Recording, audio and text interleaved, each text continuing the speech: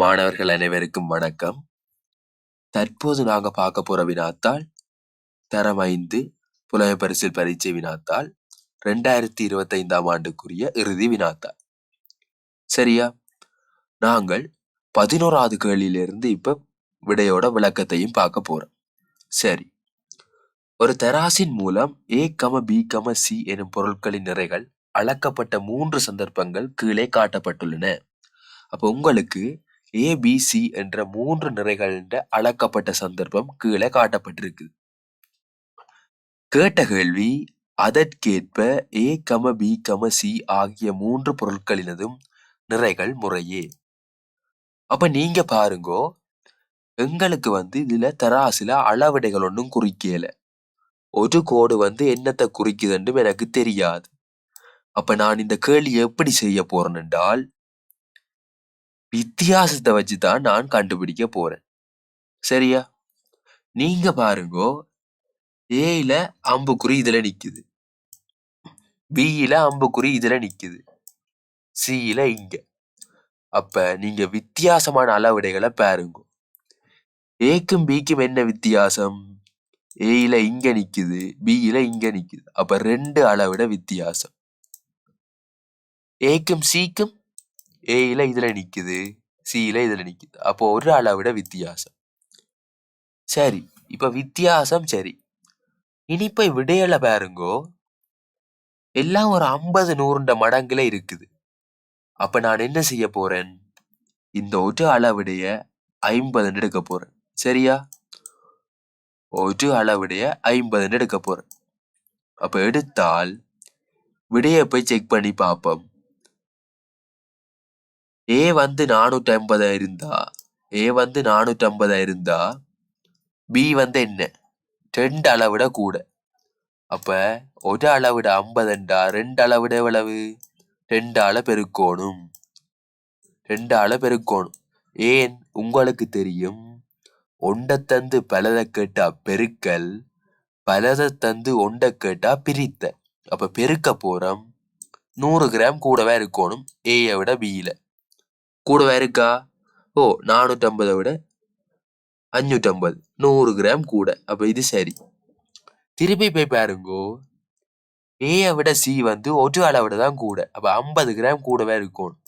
450ஓட 50 கூட்டினா 500. ஆகவே சரியான விடை முதலாவது. விளங்குதா?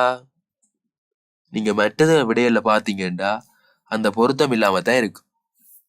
ஏன்? 2வது விடையில பாருங்க, 200 வித்தியாசம் இருக்குது. 2 அளவிடைக்கு 200 வித்தியாசம். பிறகு பாருங்க, ஒரு அளவிடைக்கு எவ்வளவு வித்தியாசம் கொடுத்துருக்குறாங்க? 450க்கும் 600க்கும் வித்தியாசம் 180 கூட்டி கிடக்கு. 2 அளவிட 200ஆம், ஒரு அளவிட 180ஆம். அப்படி வருமோ? வராது. அப்ப 2வது விட பிழை. 3வது விடைய பாருங்கோ, 2 அளவிடைக்கு 200, அப்போ ஒரு அளவிடைக்கு எவ்வளவு? 100. திரும்பி பார்த்தா அதுக்கும் அதே மாதிரி 180 கூட்டி வச்சிருக்கிறாங்க. அப்ப 3வது பிழை. சரியா? சரி, நாங்க அடுத்த கேள்விக்கு போறோம். 12வது கேள்வி. 12வது கேள்வி என்ன சொல்லுதென்றால்,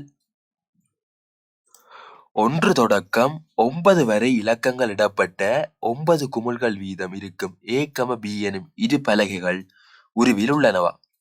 அப்ப பலகை ஏயிலையும் பலகை பியிலையும் 1 to 9 மட்டும் இலக்கமிடப்பட்டு இருக்குது. சரி, இருக்கட்டும்.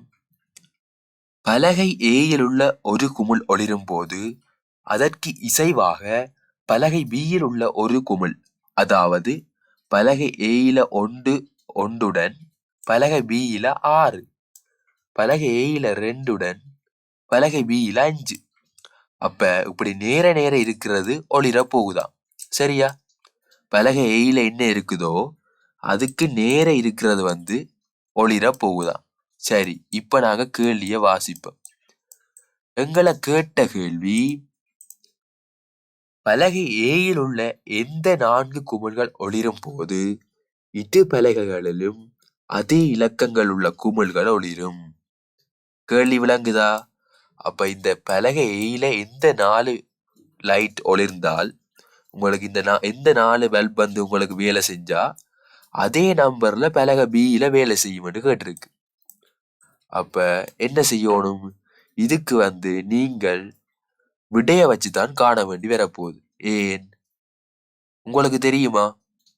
இப்ப ஒன்று ஒளிரோனும், ஒன்று ஒளிர்ந்து 6 எரியும். சரியா? 6 ஒளிரும். அப்ப உங்களுக்கு அதே நேரம் பலகை பியில ஒன்று ஒளிரோணும். ஒன்று ஒளிரோணும் இங்க ஒன்று ஒளிரோணும் இங்க எத்தனை ஒளிரோணும்? 8 ஒளிரோணும். சரியா? விளங்குதா? இங்க ஒன்று வந்தா இங்கேயும் ஒன்று வரணும். அப்படி ஒளிரோணும் என்றால் பிறகு இதுலயும் ஒன்று எரியணும், இதுலயும் 8 எரியணும். சரியா?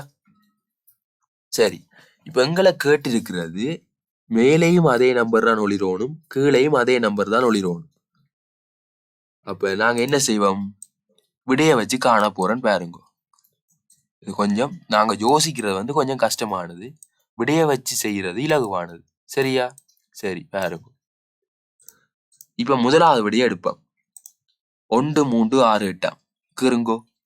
1 3 6 8. இப்பவே பாருங்கோ, பலகை ஏயில என்ன ஒளிருது? 1 3 6 8. பலகை பியில 6 9 8 1. அப்ப இங்க ஒரு இலக்கம் மாறிட்டுது. 1 சரி 6 சரி 8 சரி. இங்க பாருங்க, 1 சரி 6 சரி 8 சரி. ஆனா இது ரெண்டும் வேற வேற. அப்ப முதலாவது விட வருமா? இல்ல, வராது. ரெண்டாவது விடைய பார்ப்போம். 2 4 5 7. 2 4 5 7. 2க்கு நேர என்ன? 5 போடுங்க. 5 போட்டாச்சு. 4க்கு நேர 2. 5க்கு நேர 7 போட்டாச்சு. 7க்கு நேர 4. பாருங்கோ, எல்லா இலக்கமும் இருக்கு. 2 இருக்குது, 4 இருக்குது, 7 இருக்குது, 5 இருக்குது. அப்ப இந்த நம்பர்ல இருக்கிற பல்ப் எரிஞ்சாத்தான் பியிலையும் அதே நம்பர் பல்ப் எரியும். இதுதான் கேள்வி. விடைய வச்சுதான் காணலாம். சரியா? சரி, நாங்க அடுத்த கேள்விக்கு போவோம். 13வது கேள்வி. 13வது கேள்வி என்ன சொல்லுதென்றால், முரளி பாடசாலை பேருந்தில் ஏறுவதற்கு 25 நிமிடங்களுக்கு முன்பாக ரேவதி அதில் ஏறினாளா? சரியா? அப்ப இந்த தகவலை நீங்கள் ஒரு பக்கத்துல படத்துல குறியுங்க. நான் குறிக்க போறேன். அப்ப முரளி பாடசாலை பேருந்துல ஏறுவதற்கு 25 நிமிடத்துக்கு முதல் யார் ஏறினதாம்? ரேவதி ஏறிட்டா. சரி, ரே என்று போடுறேன். உங்களுக்கு விளங்கின மாதிரி குறிச்சு கொள்ளுங்க. சங்கரி வரும் வரைக்கும் அப்பேருந்து சங்கரியின் தரிப்பிடத்தில் 2 நிமிடங்களுக்கு நிப்பாட்டப்பட்டிருந்தது. இதனடா புதுக்கதையா இருக்கு? எங்களுக்கு சங்கரிக்கும் இவைக்கும் சம்பந்தம் இருக்கா? ரேவதிக்கும் முரளிக்கும் இல்ல. அப்ப இருக்கட்டும், தொடர்ச்சியா வாசிப்போம். சங்கரி ஏறி 5 நிமிடங்களுக்கு பின்னர் முரளி பேருந்தில் ஏறினான். சரியா? சங்கரி ஏறி 5 நிமிடங்களுக்கு பின்னர். அப்ப நீங்க பாருங்கோ, முரளி சங்கரி ஏறி 5 நிமிடத்துக்கு பின்னர். அப்ப முரளிக்கு முதலே சங்கரி ஏறிட்டாள். சங்கரி ஏறிட்டாள். ஏன்? சங்கரி ஏறி 5 நிமிடங்களுக்கு பின்னர் முரளி ஏறினான். அப்ப இது 5 நிமிடம். சரி, ரேவதி பேருந்தில் முற்பகல் 7ற்கு ஏறினாள் எனின், அப்பவா முற்பகல் 7 மணிக்கு ஏறுறா. முற்பகல் 7 மணிக்கு பேருந்துல ஏறுறா. சங்கரியின் தரிப்பிடத்திற்கு பேருந்து வந்த நேரம். சங்கரியின் தரிப்பிடத்துக்கு பேருந்து வந்த நேரம். நீங்க பாருங்கோ, சங்கரியின் தரிப்பிடத்துக்கு பேருந்து வந்த நேரம் கேட்டிருக்கு. சரியா? சரி, நீங்க இன்னொண்ட கவனிக்கணும். அப்பேருந்து சங்கரியின் தரிப்பிடத்தில் 2 நிமிடங்களுக்கு நிப்பாட்டப்பட்டிருந்தது. 2 நிமிடங்களுக்கு நிப்பாட்டப்பட்டிருந்தது. விளங்குதா? ஓ, ரேவதி ஏறி 25 நிமிடத்துல முரளி ஏறுறான். சரியா? முரளி ஏற முதல் 5 நிமிடத்துக்கு முதல் சங்கரி ஏறுறான். அப்ப இது எவ்வளவு? ரேவதிக்கும் சங்கரிக்கும் இடையில எவ்வளவு வித்தியாசம்? 20 நிமிடம். 20 நிமிடம் வித்தியாசம். சரியா?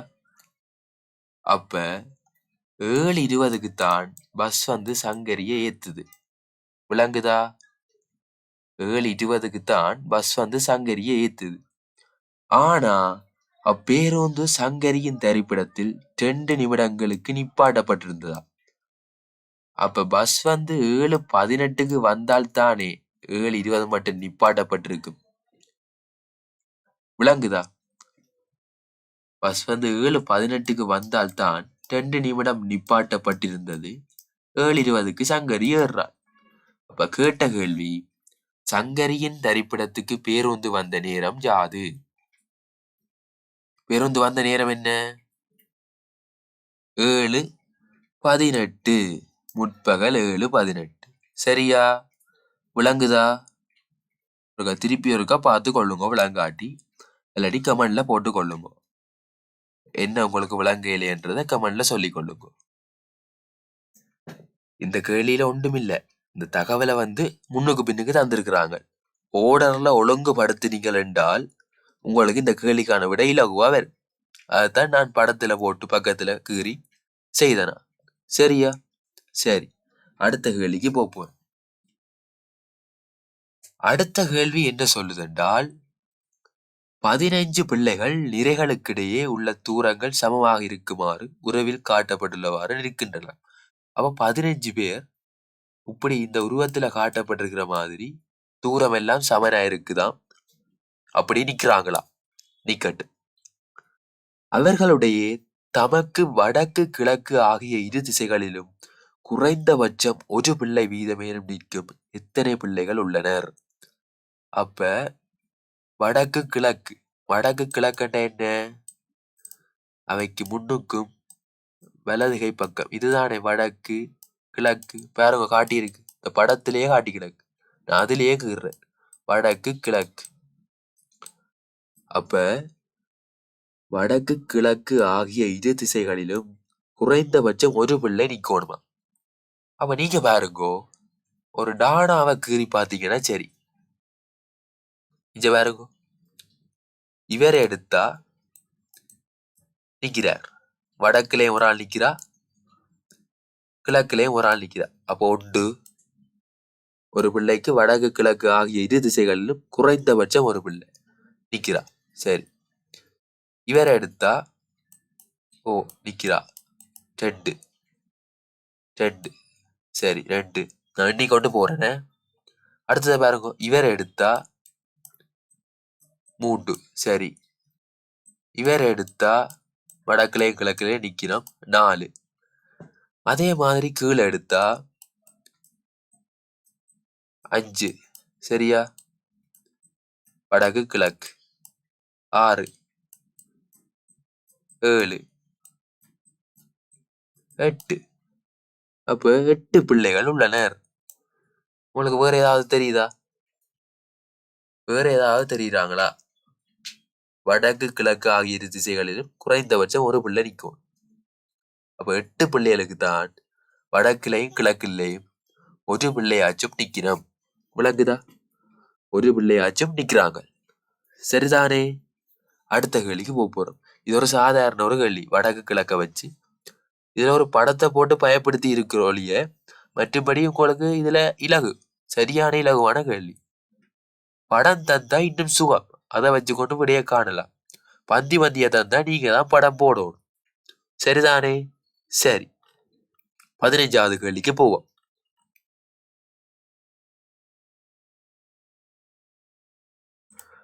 பதினைஞ்சாவது கேள்வி, உருவில் உள்ள 3 வட்டங்களும் ஒரே அளவு உள்ளன எனின் ஏற்கும் பியிற்கும் இடையே உள்ள தூரம் எத்தனை சிறிய சதுரங்களின் நீளத்துக்கு சமம்?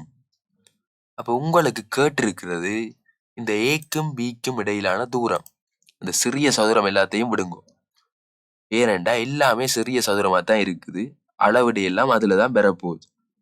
சரி, நீங்க பாருங்கோ, உங்களுக்கு வட்டம் என்றா என்னன்னு தெரியும். வட்டம் என்றால் என்ன? வட்டம் என்றால் ஒரு நிலைத்த புள்ளியிலிருந்து மாறா தூரத்துல வரையப்படுற ஒரு ஒழுக்குத்தான் வட்டம். சரியா? அதிண்ட மையத்தில இருந்து வட்டத்துல எந்த ஒரு புள்ளி எடுத்தாலும் அந்த தூரம் எல்லாம் எப்படி இருக்கும்? சமனா இருக்கும். சமனா இருக்கு. அப்ப நீங்க பாருங்கோ. அப்ப நீங்க பாருங்கோ. இதுல மையத்தில இருந்து இந்த வட்டத்தின் ஒழுங்குக்கான தூரம் எவ்வளவு? எவ்வளவு? 2 சதுரம். அப்ப இந்த மையத்தில இருந்து இவ்வளத்துக்குமான தூரம் எவ்வளவு?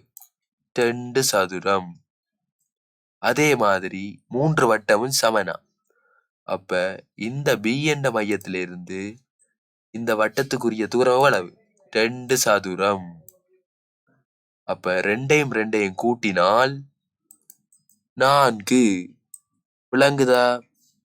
இதத்தான் நாங்க ஆரே என்று சொல்றோம். நாங்க வட்டத்தின் ஆரே எல்லாம் சமன். ஒரு மையத்தில இருந்து வட்டத்திலே இருக்கிற ஏதாவது ஒரு புள்ளிக்கு வரையப்படுற ஒரு நேர்கோடு தான் ஆரே. பாத்தீங்கன்னா தெரியும். உங்களுக்கு இது ஒரு வட்டத்தை வச்சு இலகுவா ஒரு கேள்வி. உங்களுக்கு வட்டம் என்றா என்னன்னு தெரிஞ்சிருந்தா சரி. வட்டம் என்றது ஒரு புள்ளியை சுற்றி மாறா தூரத்துல, தூரம் மாறக்கூடாது, ஒழுங்கா இருக்கணும். அந்த மையத்தில இருந்து அந்த வட்டத்துக்குள்ள எந்த ஒரு புள்ளியை இணைச்சாலும் இருக்கிற தூரம் மாறக்கூடாது. இது சமனா இருக்கணும் எல்லாத்துக்கும். வட்டத்துல எதை கீறினாலும் இங்க பாருங்க, நான் இதுல உங்களுக்கு குறிச்சு காட்டியிருக்கிறேன். மையத்தில இருந்து இந்த வட்டத்தின் பரிதியில எந்த ஒரு புள்ளியில இணைச்சாலும் அந்த தூரம் மாறக்கூடாது. அதுதான் வட்டம். ஏன் வட்டம் என்றால் என்ன? அதான் முதலே சொன்னான். ஒரு நிலைத்த புள்ளியில இருந்து மாறா தூரத்துல அசைகிற ஒழுக்குத்தான் வட்டம். நீங்க ஒரு மாறா தூரத்துல ஒரு கோட்டை கீறினீங்க என்றால் அப்படியே ஒரு வட்டம் ஒன்று உருவாகும். சரியா? விளங்குதா? அப்ப இது ஒரு சிறிய விடயம். சரி, அடுத்த கேள்விக்கு போவோம். 3 ஒத்த செவ்வகங்களை பயன்படுத்தி வரையப்பட்டுள்ள உருவின் சுற்றளவு ஒரு செவ்வகத்தின் சுற்றளவின். அப்ப உங்களை கேட்டிருக்கு, இந்த ஒரு செவ்வகத்தின் சுற்றளவுன்ற எத்தனை மடங்கை விட குறைவா, அதைத்தான் கேட்டிருக்கு. அப்ப நீங்க என்ன செய்யணும்? முதலாவது ஒருக்கா யோசிச்சு பாருங்க. யோசிச்சொருக்கா பாருங்க, என்ன எது சரியான விடைன்றத யோசிப்போம். நீங்க பாருங்க, ஒரு செவ்வகம் என்றா இப்படி இருக்கு. தெரியும் தானே எல்லாருக்கும் செவ்வகம்? இதுதான் ஒரு செவ்வகம். சரி, இதுல பாருங்கோ, 2 பக்கம் 2 நீளம் வந்துட்டுது. சரி, 2 அகலமும் வந்துட்டுது. அப்ப இது ஒரு செவ்வகத்தை விட எப்படியோ கூடத்தான். ஒரு செவ்வகத்தை விட எப்படியோ கூட. சரி, இன்னொன்னு பாருங்கோ, அதை விட ஒரு செவ்வகத்தின் இந்த பக்கத்தை எடுங்கோ. இந்த பக்கம் இது நீளத்தை 2ஆ பிரிச்சு கிடக்கு. விளங்குதா?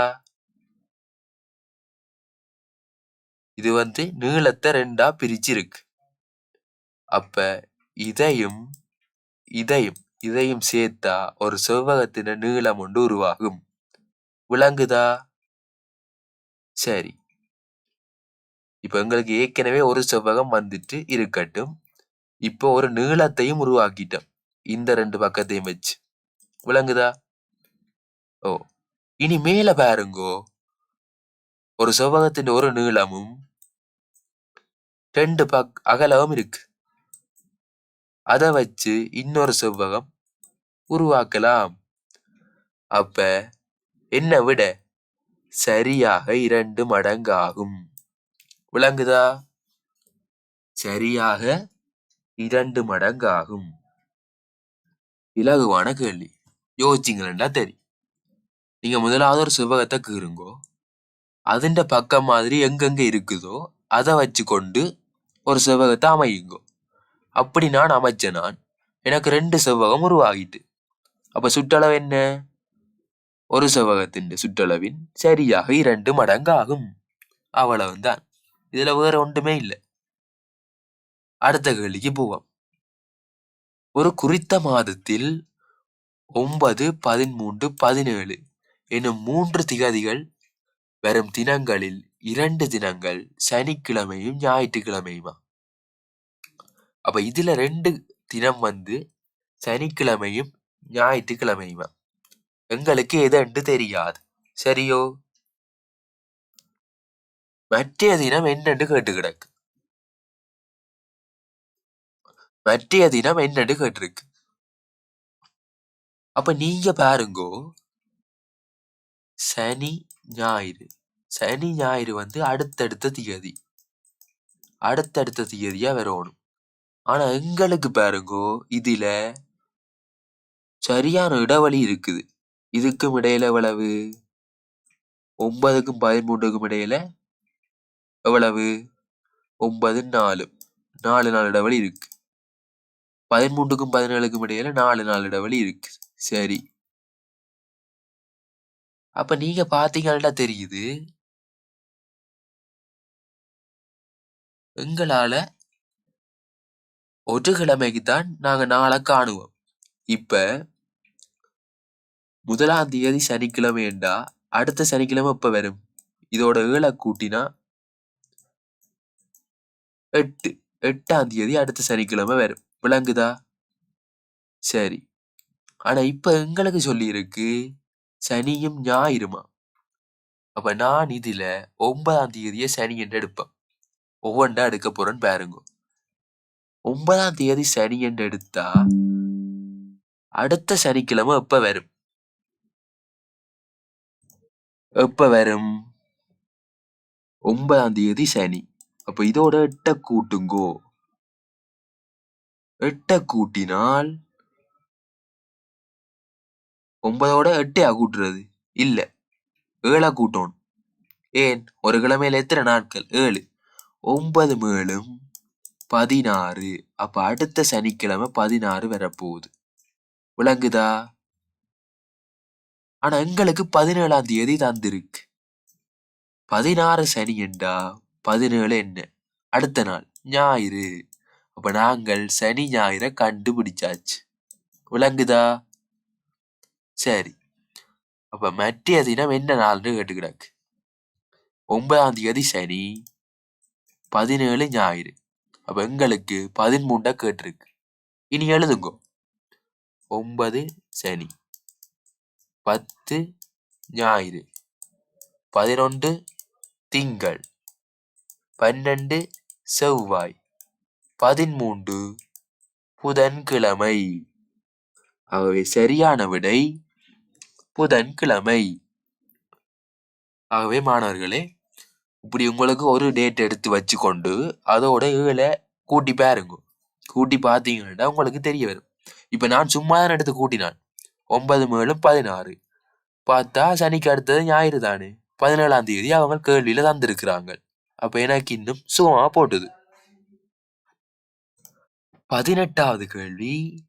நண்பர்களின் குழு ஒன்று ஒரு பந்தை வாங்குவதற்கு ஒவ்வொருவரிடமிருந்தும் ரூபா 10 வீதம் சேர்த்தபோது ரூபா 5 குறைவாக இருந்ததா?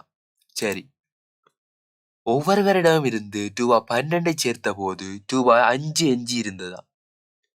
குழுவில் உள்ள நண்பர்களின் எண்ணிக்கை. சரி, இந்த கேள்வி உங்களுக்கு பந்தின் விலை தெரியாது. அதே ஒரு எக்ஸண்ட் வச்சு செய்யலாம். ஆனா அது உங்களுக்கு இல்லை. ஏனென்றால் அது ஒரு தரம் 6, 7, 8 அப்படித்தான் செய்கிறது. சில பேர் அதை சொல்லி தருவாங்க. ஆனா நான் இதை இலகுவா உங்களுக்கு சொல்லி தர போறேன்னு பாருங்க.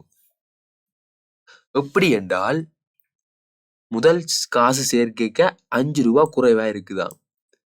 பிறகு காசு சேர்க்கைக்க 5 ரூபா கூட இருக்குதாம். அப்ப ரெண்டையும் கூட்டுங்கோ.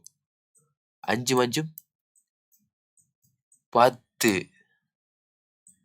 10 ரூபா இருக்கட்டும். சரியோ?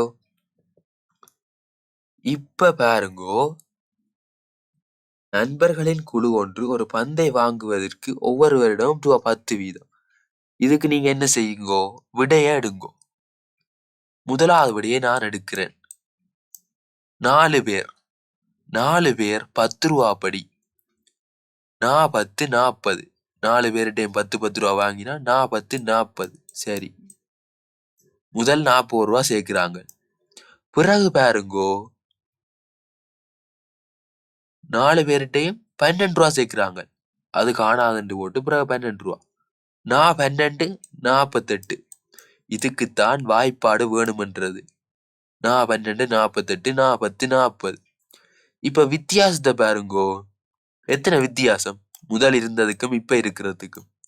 5 ரூபா குறைவா இருந்ததுக்கும் 5 ரூபா கூடவா இருந்திருக்கும் வித்தியாசம். 8 ரூபா தான் வித்தியாசம். ஆனா எங்களுக்கு என்ன தெரியும்? வித்தியாசம் 10 வரணும். ஏன்? முதல் 5 குறைவா இருந்தது, பிறகு 5 கூடவா இருந்தது. 10 வரணும். முதலாவது விட பிழை. 2வது விடைக்கு போவோம். 5 பேராம். 5 பேர்கிட்ட 10 ரூபா படி. 10 50. திருப்பி 5 பேர்கிட்ட 12 ரூபா படி. 12 60. இந்த விட வந்துட்டு. ஏன்? 50க்கும் 60க்கும் எத்தனை வித்தியாசம்? 10. ஆகவே சரியான விடை 2வது. அவ்வளவுதான், இலகுவா முடிச்சாச்சு. இதுக்கு கணக்க 6, 7, 8ஆம் ஆண்டு கணிதம் மாதிரி கணக்கு எழுதுறீல. நாங்க யோசிக்கணும். முதல் குறைவா இருந்தது, பிறகு கூடவா இருந்தது. அப்ப வித்தியாசத்தை பார்த்து விட்டா சரி. அவ்வளவுதான். 19வது கேள்விக்கு போவோம். ஒரு வகுப்பில் உள்ள ஒவ்வொரு மாணவனும் வாரத்தில் பாடசாலை நடைபெறும் 5 தினங்களில் அடுத்துள்ள 3 தினங்களுக்கு விளையாட்டு பயிற்சியில் பங்கு பெற்றுதல் வேண்டும். தொடர்ச்சியா 3 நாளுக்கு பயிற்சியில பங்கு பெற்ற வேண்டுமா, பாடசாலை நடைபெற 5 தினங்களில். ஒரு குறித்த வாரத்தில் வினுக்கன், தனுக்கன், சனுக்கன், நல்ல பெயர், வினுக்கன், தனுக்கன், சனுக்கன் ஆகிய மாணவர்கள் மூவரும் விளையாட்டு பயிற்சியில் பங்கு பெற்றிய ஒரே ஒரு தினம் மாத்திரமே இருந்ததா. அப்ப 2 பேரும் பங்கு பெற்றினது ஒரே ஒரு தினம் மாத்திரம் தானே இருந்ததா. மூவரும் விளையாட்டு பயிற்சியில பங்கு பெற்றின ஒரே ஒரு தினம். எனினும் அவ்வாரத்தில் அவர்களில் 2 வீதம் விளையாட்டு பயிற்சியில் பங்கு பெற்றிய தினங்களின் எண்ணிக்கை யாது? உங்களை கேட்டிருக்கு, கட்டாயம் அடுத்துள்ள 3 தினங்களுக்கு 5 தினம் பாடசாலை நடைபெறுகிறது. உங்களுக்கு அப்படித்தானே? சனி ஞாயிறு லீவு, திங்கள் செவ்வாய் புதன் வியாழன் வெள்ளி. அப்ப இந்த 3 பேரும் வினுக்கன், தனுக்கன், சனுக்கன் ஆகிய மாணவர்கள் மூவரும் விளையாட்டு பயிற்சியில் பங்கு பெற்றிய ஒரே ஒரு தினம் மாத்திரமே இருந்ததா. அப்ப அவங்க 2 பேரும் மூவரும் ஒரே ஒரு தினம் மட்டும் பங்கு பெற்றி இருக்கிறானுங்க. கட்டாயம் மிச்ச 2 நாளும் செய்யணும். ஏன்? தொடர்ச்சியா 3 நாள் விளையாடியே ஆகணுமா, 3 தினங்களுக்கு, அடுத்துள்ள 3 தினங்களுக்கு. கேட்ட கேள்வி. எனின் அவ்வாரத்தில் அவர்களில் 2 வீதம் விளையாட்டு பயிற்சியில் பங்கு பெற்றிய தினங்களின் எண்ணிக்கை யாது? அப்ப 2 பேரா எத்தனை பங்கு பெற்றி இருப்பாங்க? 2 பேரா. இப்ப வினுக்கனும் தனுக்கனும் 2 நாள், தனுக்கனும் சனுக்கனும் 2 நாள். ஏன்? அப்பதானே 3 நாள் அவைக்கு பூர்த்தி அடையும். அப்படித்தான் விளையாடி இருக்கணும். அப்ப இது ஒரு இலகுவான கேள்வி. இதுக்கு சரியான விடை 2. விளங்குதா என்ன சொல்ல வாரணுண்டு? கட்டாயம் 3 பேரும், கட்டாயம் ஒரு ஆள் எடுப்போமே, ஒரு ஆள் கட்டாயம் 3 நாள் தொடர்ச்சியா விளையாடணும். ஆனா இங்க சொல்லி போட்டாங்க 3 பேரும் ஒரு நாள் விளையாடிட்டாங்களாம், பங்கு பெற்றி இருக்கிறாங்களா. பிறகு கேட்டு கிடக்கு 2 பேரா விளையாட்டு பயிற்சிக்கு போறாங்களா. அது அடுத்துள்ள தினங்கள், உங்களுக்கு தெரியாது. அது இப்போ ஒரு ஆள் திங்கள் செவ்வாய் புதன் போயிருக்கலாம், அடுத்தது செவ்வாய் புதன் வியாழன் போயிருக்கலாம். விளங்குதா? புதன் வியாழன் வெள்ளி போயிருக்கலாம், அது தெரியாது. ஆனா கட்டாயம் 3 நாள் விளையாடி இருக்கணும், ஒரு நாள் விளையாடிட்டாங்க. அப்ப 2 நாளுக்கு பங்கு பெற்றி இருக்கணும். அவ்வளவுதான். சரிதானே? இலகுவான கேள்வி, இதுல ஒன்றுமே இல்லை. சரியா? இதுல யோசிக்கிறதுக்கு ஒன்றுமே இல்லை. உங்களுக்கு வந்து எந்தெந்த நாள் போனாங்கன்னு தான் தெரியாது. ஆனா கட்டாயம் 2 நாள் போயிருக்கணும்னு தெரியும். ஏன் 2 பேரா போறாங்களா? இப்ப இதுக்கு கொஞ்சம் விளக்கம் கூட தாரேன்டா. இப்ப இவங்க 3 பேரும் இடைநாள்ல போயிட்டாங்களோ எப்பவுமே ஒரு புதன்கிழமை போயிட்டாங்க 3 பேரும். நான் சொல்றேன் வினுக்கனும் தனுக்கனும் இப்ப திங்களும் செவ்வாயும் போயிருக்கிறாங்க. சரி, அப்ப அவங்க வந்து 2 நாள் போயிருக்கிறாங்க வினுக்கனும் தனுக்கனும். பிறகு பார்த்தா தனுக்கனையும் சனுக்கனையும் பாருங்க. தனுக்கன் ஏற்கனவே வினுக்கனோட ஒருக்கா போயிட்டான். அப்ப அந்த நாளையும் சேர்த்து இன்னொருக்கா சனுக்கனோட போவான். அப்ப மொத்தமா 3 நாள் வரும். சரியா? அதுல ஒரு நாள் சொல்லி கிடக்கு. மிச்சம் 2 நாள் தானே இருக்கு. மாறி மாறி போவாங்க. சோடி சோடியா போறானுகள். ஆனா தொடர்ச்சியா போறாங்க. அதுதான் நீங்க யோசிக்கணும். அப்ப இதுல ஒன்றுமே பெருசா யோசிக்க ஒன்றுமே இல்லை. அதை வச்சு குழம்புறதுக்கும் ஒன்றும் இல்லை. சரியா? சரி, 20வது கேள்வியை பார்ப்போம். முதலாம் நிரை 1 6 7, 2ஆம் நிரை 2 5 8, 3ஆம் நிரை 3 4 9 10. மேற்குறித்த கோலத்திற்கேற்ப எண்களை எழுதும் போது 31 எந்த நிலையில் எழுதப்பட வேண்டும்? அப்ப என்ன இது சம்மந்தம் இல்லாம கேட்டிருக்கிறாங்க? சம்மந்தம் இல்லாம ஏதோ கேட்டிருக்கிறாங்க பாருங்கோ. இதுக்குத்தான் நான் சொன்னான், இப்படி எண்கோலங்கள் வரைக்க முன்னுக்கு பின்னுக்கு எண்கோலங்கள்ல என்ன தொடர்புன்னு பார்க்கணும். பார்த்தா இதை பாருங்க 1 2 3, இதை பாருங்க 4 5 6, இது வந்து 7 8 9 10 11 12, விளங்குதா? 13 14 15, விளங்குதா? விளங்குதா எல்லாருக்கும்? 15. அப்ப முதல் 15 இப்படி வந்தா அடுத்த 15 எப்படி வரப்போகுது? இதே மாதிரி வரப்போகுது. இதே மாதிரி வரப்போகுது. 16ல தொடங்கும். எத்தனையில போய் முடியும்? 30ல போய் முடியும். உங்களை கேட்டது 31. 31 எங்க போக போகுது? முதலாவது நிலைக்கு போக போகுது. சரியா? விளங்குதா? இப்படித்தான் மாணவர்களை யோசிக்கிறது. முதலாவது என்ன தொடர்புன்னு கண்டுபிடிச்ச நான் எப்படி போகுதுன்னு பாருங்க. கீறன் பாருங்க. 1 2 3 4 5 6 7 8 9 10 11 12 13 14 15. அப்ப முதல் 15க்கும் இப்படி என்ன அடுத்த 15க்கும் அந்த ஒழுங்குலானே போக போகுது.